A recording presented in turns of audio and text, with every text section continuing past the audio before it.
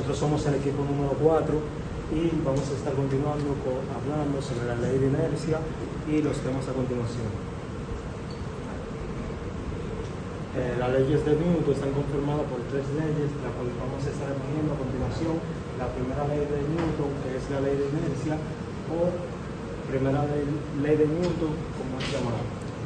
Las 3 leyes de Newton, estas son fundamentales para la mecánica clásica. Estas leyes describen la relación entre un objeto y las fuerzas que actúan sobre él.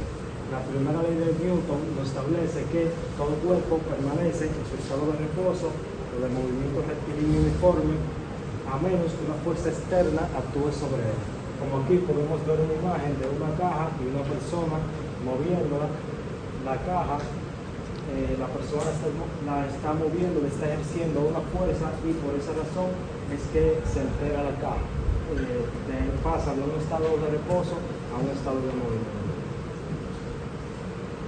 La segunda ley de Newton, la cual nos establece que la aceleración de un objeto es directamente proporcional a la fuerza neta que actúa sobre él e inversamente proporcional a su masa. Esto quiere decir que la fuerza recibirá inversamente la fuerza que le hagamos. O sea, cada fuerza es inversamente proporcional. Si no le hace el ser humano a esta caja, a la persona, no le hace la fuerza suficiente para que se mueva, esta se mantendrá en reposo. Tiene que ser una fuerza directamente proporcional e inversa a su masa.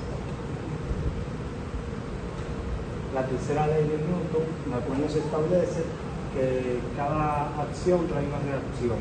Esta ley nos dice que un objeto ejerce una fuerza sobre otro objeto y el segundo ejerce una fuerza igual. Es decir, que ambas fuerzas se anulan o se contraen. El diagrama de cuerpo libre es una representación gráfica, lo cual nos ayuda mucho en la ingeniería y en la física, pero en este ámbito, en la arquitectura, para visualizar fuerzas que actúan a un objeto o un cuerpo en particular. Como podemos ver, las fuerzas que está ejerciendo el semáforo, estas cuerdas y la fuerza que actúa aquí, la pasamos a un diagrama de cuerpo libre y así podemos ver o visualizar las fuerzas de una manera más gráfica, haciendo que entendamos mejor y podemos realizar este ejercicio. Bueno, yo les estaré hablando sobre el esfuerzo. Llamamos fuerza la tensión interna que experimentan todos los cuerpos sometidos a la acción de 2 o varias fuerzas. También se define como la fuerza por unidad de superficie que se aplica o soporta sobre un cuerpo. Es decir, es la relación entre la fuerza que se aplica y la superficie en la cual es la relación entre la fuerza que soporta y la superficie en la cual se aplica. Existen 5 tipos de esfuerzo: esfuerzo de tracción, compresión, flexión, torsión y compresión.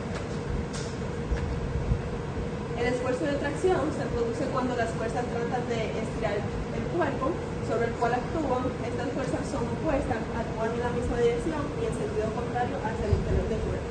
Un ejemplo es la cuerda de un edificio o la goma de un tirapiedra. También puede ser la cuerda de una ventana corrediza o la cuerda la cadena de la que cuelga una lámpara.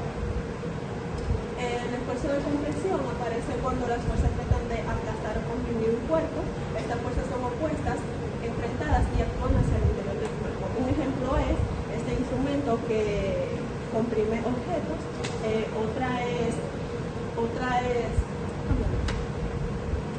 La fuerza de flexión aparece cuando las fuerzas intentan doblar el elemento sobre el cual actúan. Estas fuerzas no se enfrentan, actúan en sentido contrario y bastante separadas la una de la otra. Un ejemplo es la bata de un bombero. El esfuerzo de torsión, en este caso las fuerzas que intentan retorcer el elemento sobre el cual actúan, tratan de hacer girar el cuerpo y actúan en sentido contrario. Como más técnico que podemos ver aquí. El esfuerzo cortante, este esfuerzo trata de seccionar el objeto en un punto determinado. Aparece cuando las fuerzas se encuentran muy juntas, pero no enfrentadas, una hacia arriba y otra hacia abajo, intentando deslizar una parte del objeto.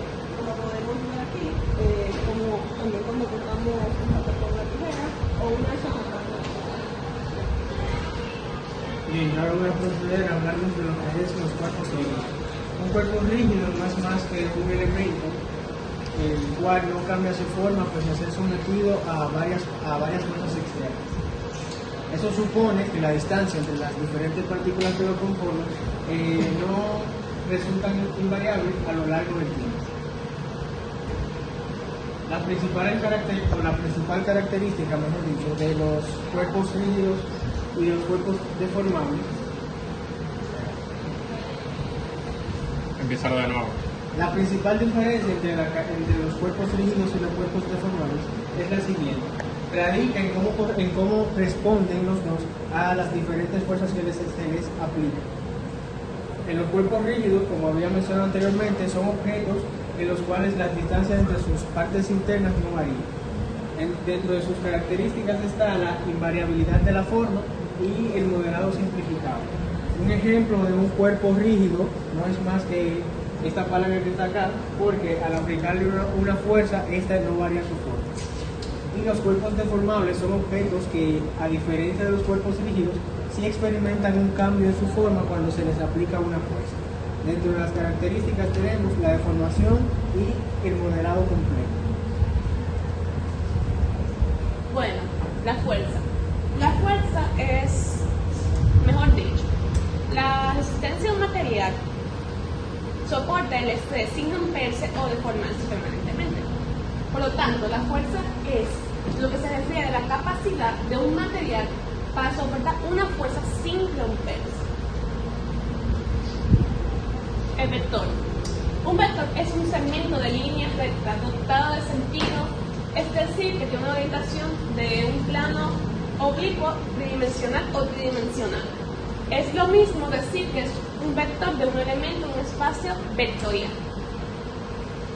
El plano cartesiano, también conocido como coordenada cartesiana o sistema cartesiano. Esto tiene dos rectas numéricas perpendiculares, una horizontal y otra vertical. Estos tienen un punto que se llama punto de origen o punto cero.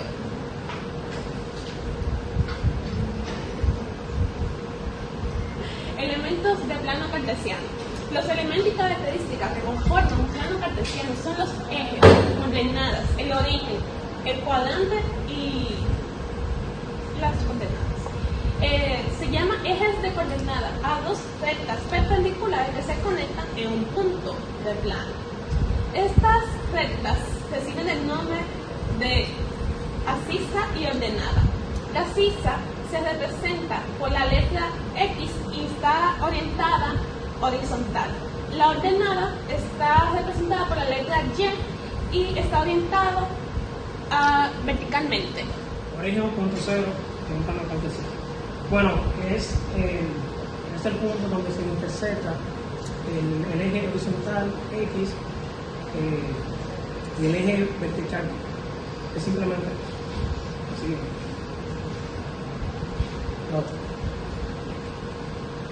Las coordenadas. Cada punto en el plano cartesiano se identifica por un conjunto de pares ordenados que son X y Y. El eje de las abscisas X indica la distancia horizontal del plano al origen y el eje de ordenadas Y indica la distancia vertical del plano hacia el origen. Podemos ver cómo se relaciona aquí la primera coordenada, el par de números coordenados de la primera, que es A, que es 4, que es X, y Y, que es 3. Aquí vemos su relación: 4, que es X, y 3, que es Y. Aquí vemos su relación. Cuadrante de un plano cartesiano.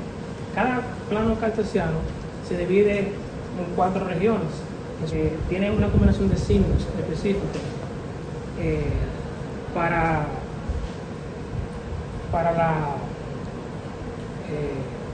las coordenadas y y.